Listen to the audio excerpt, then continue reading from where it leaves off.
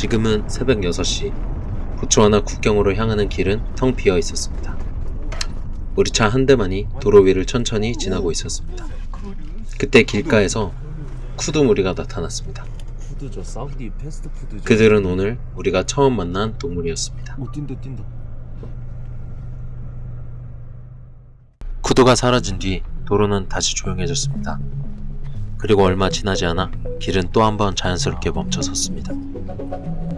코끼리 가족이 도로를 건너고 있었습니다. 어른이 먼저 길을 열고 그 뒤를 새끼들이 따라갑니다. 우리 차 말고는 아무것도 없었습니다. 재촉하는 소리도 경적도 다른 시선도 없었습니다.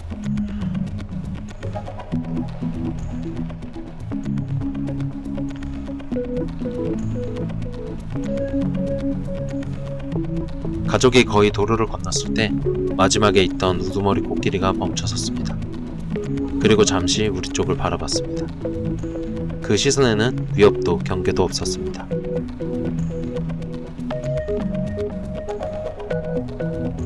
그저 우리가 그들의 길을 방해하지 않았다는 사실을 조용히 확인하는 것처럼 느껴졌습니다. 아프리카에서는 말보다 시선이 길고 시선보다 침묵이 더 많은 이야기를 합니다. 그 짧은 순간은 이 여행 전체를 관통하는 감정으로 남았습니다.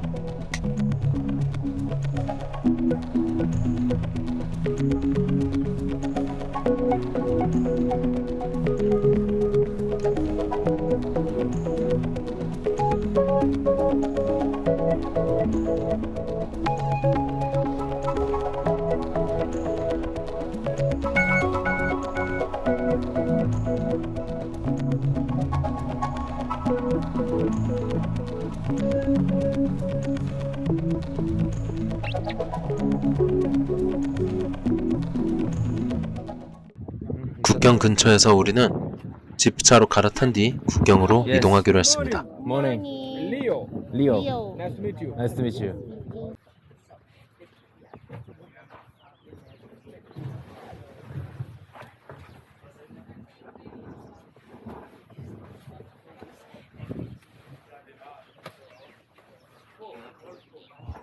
보다가 길이 가냐고 물어봐.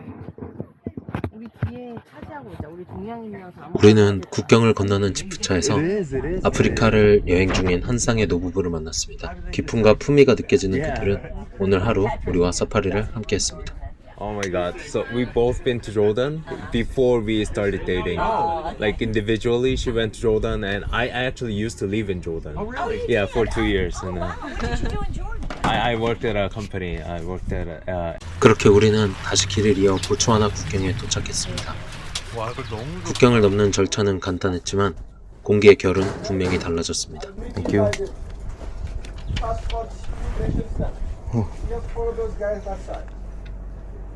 그렇지. Okay. Thank you. No. I was wondering if you wanted us to take a photo of you, both of you. Yeah. But you want a picture of both of you? No, we're good. Yeah. 이거 괜찮지? 이거 뭔데 이거? 몰라. 그만하자. 사파리 준비됐니? 예.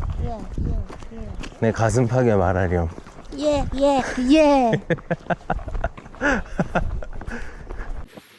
보트 사파리로 바로 이어질 줄 알았던 요정은 강에 닿기 전 잠시 멈췄습니다. 체크인을 위해 들른 작은 로지였습니다. 짧은 대기 시간 동안 아침 식사 겸 커피와 도너츠가 준비되었습니다.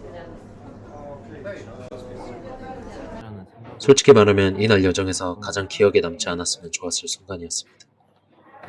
도너츠에서 아무런 단맛도 식감도 느껴지지 않았습니다.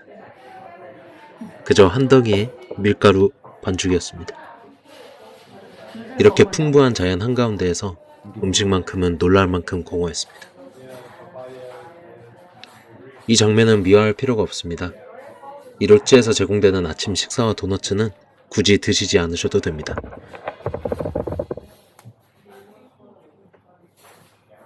초배는 곧 훨씬 더 나은 장면으로 보답해줍니다.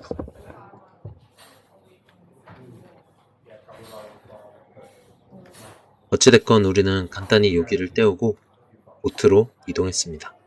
한명 들으렴. 난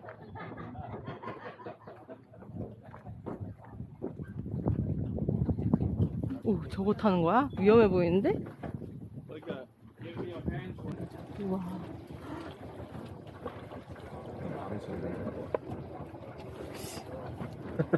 악어 찍히는 거 아니야? 악어랑 노만 찍는 거. 헐.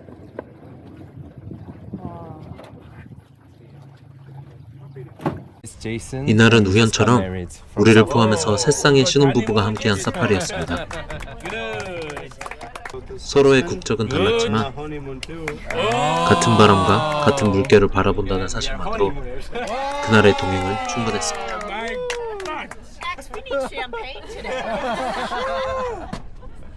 보트는 생각보다 선체가 낮았고 속도도 매우 빨랐습니다. 강과의 거리가 너무 가까워서 처음엔 조금 놀랐습니다.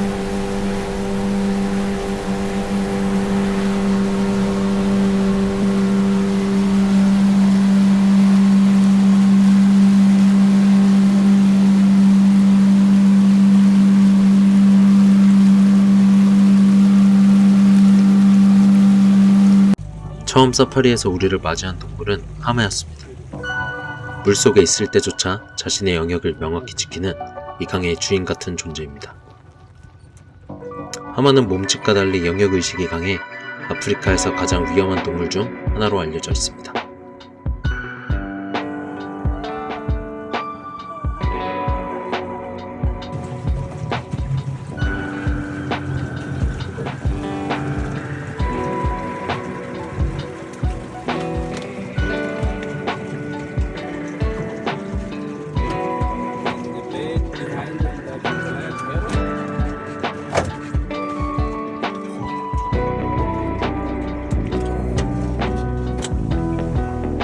이어서 모습을 드러낸 동물은 악어였습니다.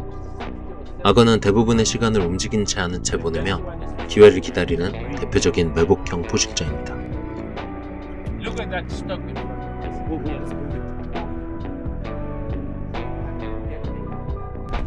악어는 물속에서 사냥하기보다 강가에 몸을 붙인 채 먹이가 스스로 다가오는 순간을 기다리는 포식자입니다.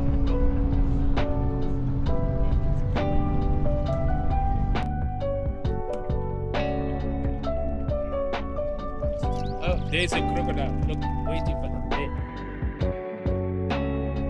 There, it's right.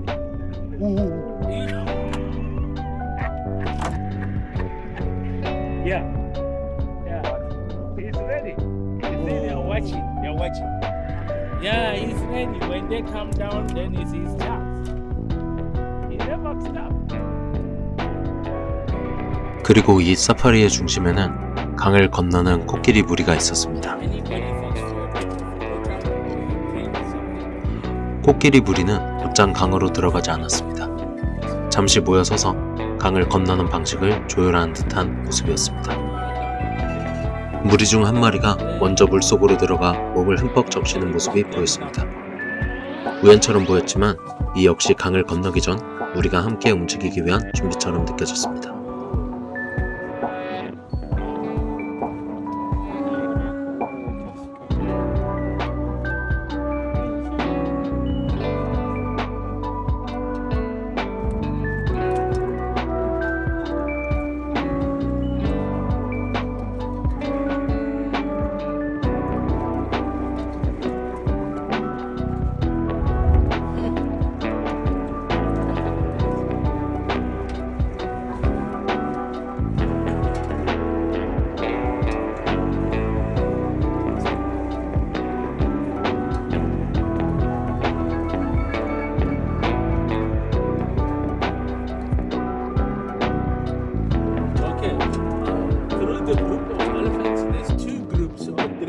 There's a lonely one which is bigger, about between 45 and 50 years old, but remember their lifespan is up to 65 or 70. And they die. 한참을 논의한 끝에 코끼리들은 망설임 없이 물속으로 들어갔습니다. 어른 코끼리가 먼저 길을 열고 그 뒤를 새끼들이 자연스럽게 따라붙습니다. 누가 가르치지 않아도 이미 몸에 새겨진 순서처럼 보였습니다. 이들이 강을 건너는 이유는 단순합니다. 먹이를 찾아 강 반대편의 섬으로 이동하는 중이었습니다. 초배에서는 계절에 따라 강이 곧 길이 됩니다. 지금은 건기, 수위가 낮아지면서 평소에는 쉽게 건널 수 없는 이 강이 잠시 허락한 통로가 열린 순간이었습니다. 그래서 이 장면은 더욱 진귀합니다. 물살이 거셀 때는 볼 수 없고 시기와 시간 그리고 운이 맞아야만 마주칠 수 있는 풍경입니다. 거대한 몸들이 물을 가리며 움직이고 코끼리의 코는 숨을 위한 도구가 되고 강은 잠시 그들의 길이 됩니다.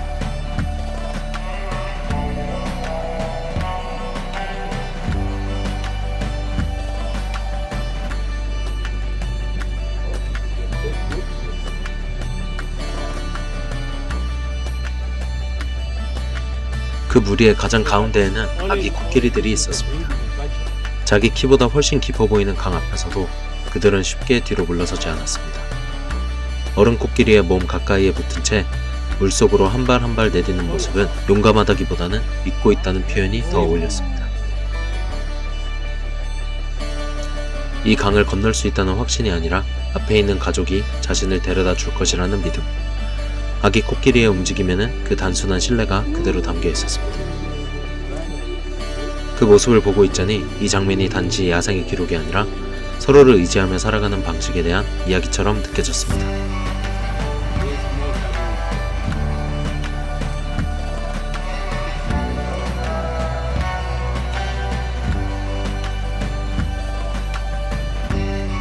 동다.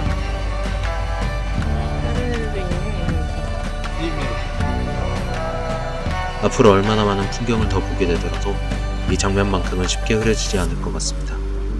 강을 건너던 그 느린 움직임과 아기 코끼리를 감싸던 어른들의 거리, 그리고 잠시 멈춰섰던 침묵까지. 아마도 이 여행에서, 아니 어쩌면 평생 동안 가장 오래 기억에 남을 장면 중 하나로 남게 될 것 같습니다. Because those ladies, they were just standing and standing. 우리는 이렇게 보트 사파리를 마치고 점심 식사 및 육상 사파리로 이동하기 위해 크레스타 모아나 리조트로 이동했습니다. 이곳은 건물이라기보다 풍경 위에 조심스럽게 놓인 구조물처럼 보였습니다. 거대한 나무 기둥과 둥근 지붕, 그리고 바람이 그대로 통과하는 복도. 실내와 실외의 경계는 흐릿했고 식당에 앉아 있어도 강의 반짝임과 물결의 속도가 그대로 시야에 들어왔습니다. 크레스타 모아나는 머무는 장소라기보다 기억이 잠시 쉬어가는 공간이었습니다.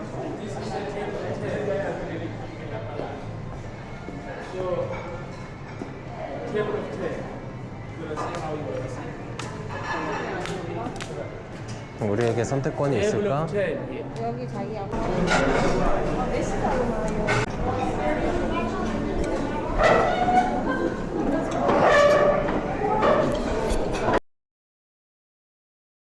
식사를 마친 뒤 다시 지프차를 타고 육상 사파리로 들어갔습니다.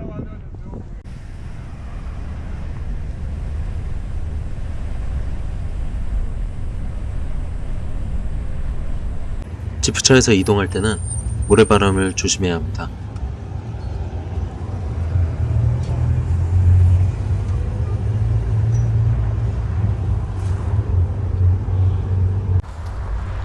육상 사파리는 그야말로 초배 국립공원의 하이라이트였습니다.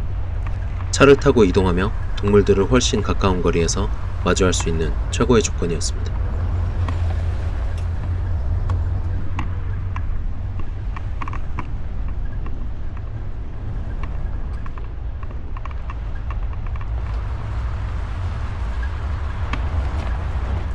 육상 사파리에서도 가장 자주 마주친 동물은 코끼리였습니다. 촬영한 장면들 역시 자연스럽게 코끼리에 집중되어 있었습니다. 사실 우리가 이곳을 신혼여행지로 선택한 이유도 처음부터 코끼리였습니다.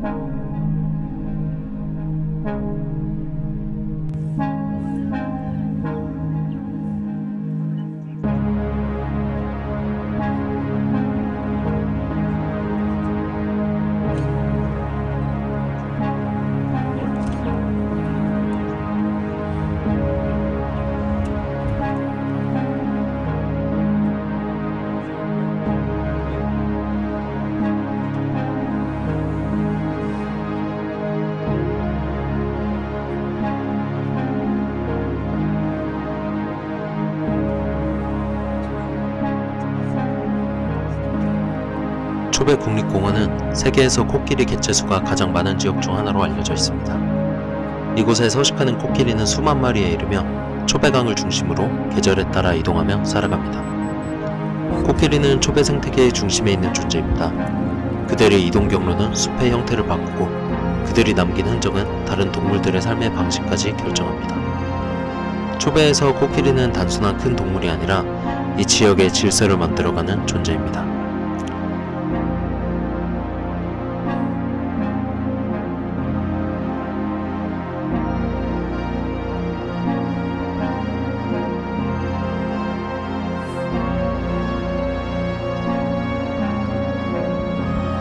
강가에서 한 코끼리가 진흙을 몸에 끼얹는 모습이 보였습니다.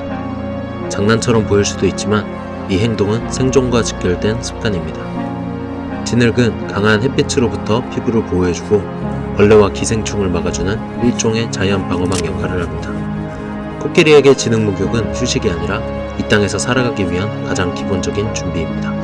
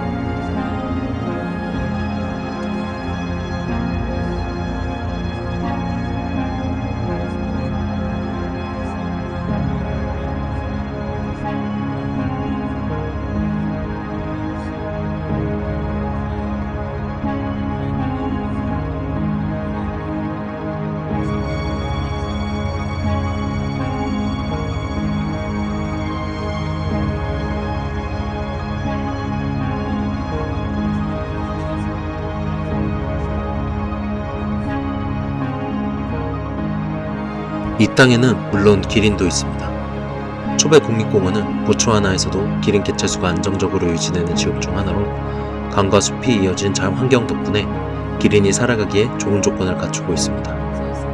멀리서 보면 고요해 보이지만 기린 역시 이 땅의 질서 안에서 끊임없이 이동하며 먹이를 찾고 위험을 피하며 살아갑니다. 우아한 외형과 달리 그 삶은 결코 느리거나 여유롭지만은 않습니다.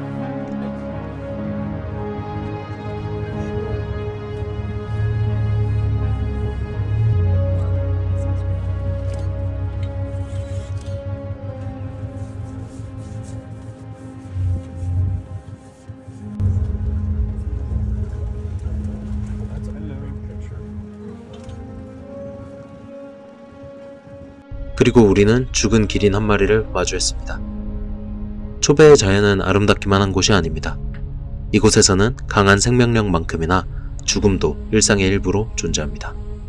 그 장면은 이곳이 관광지가 아니라 살아있는 생태계라는 사실을 가장 분명하게 보여주고 있었습니다.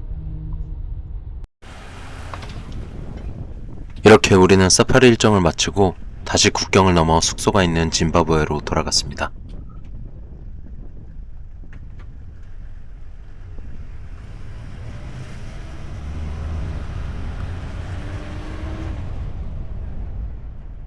입었는데 별로. 숙소에서 잠시 휴식을 취한 뒤 저녁에는 유서 깊은 빅토리아 폴스 호텔로 저녁 식사를 하러 이동했습니다.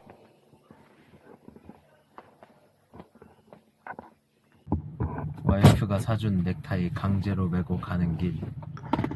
네, 코끼리 넥타이입니다. 호텔이랑 비슷한 것 같아.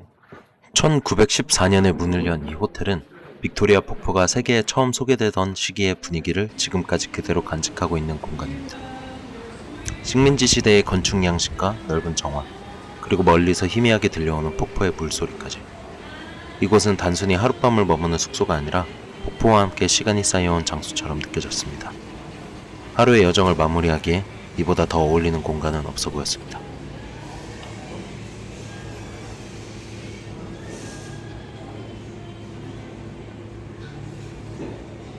저녁 식사는 이곳 빅토리아 폭포 호텔 안에 있는 JJ 레스토랑에서 이어졌습니다. 협박이.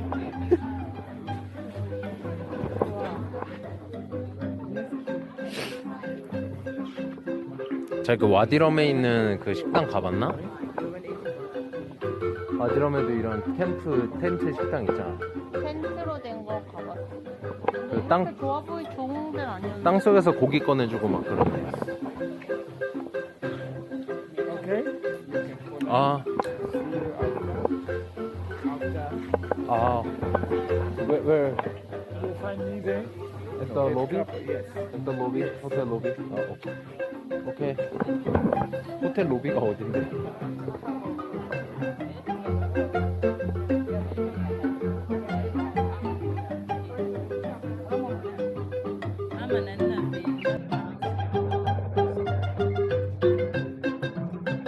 여기 진짜 120년 된 거 맞아. 아, 오케이.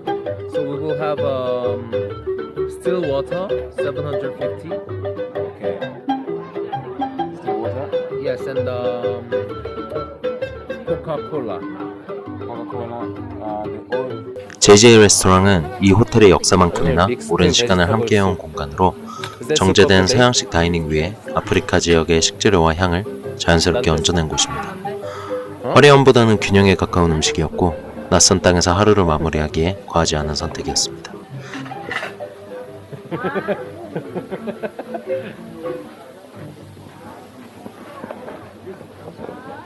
아, 뭐막 부패가 막 그렇게 많지 않은데? 아니? 많은데? 나 한 번만 돌고 올게.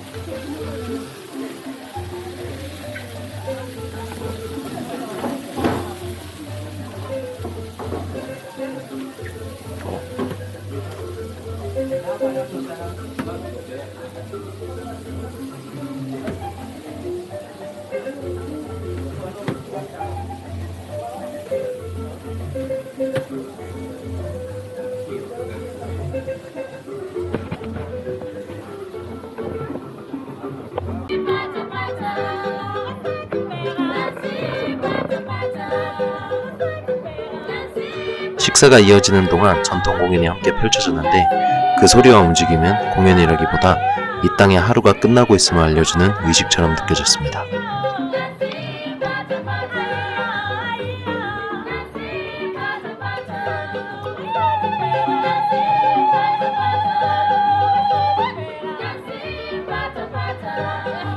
그치만 저는 먹는 게 우선인 사람입니다.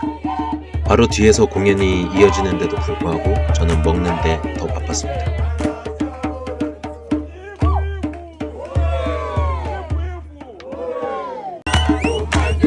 반강제로 공연에 이끌려가 춤을 추고 있는 와이프의 모습입니다.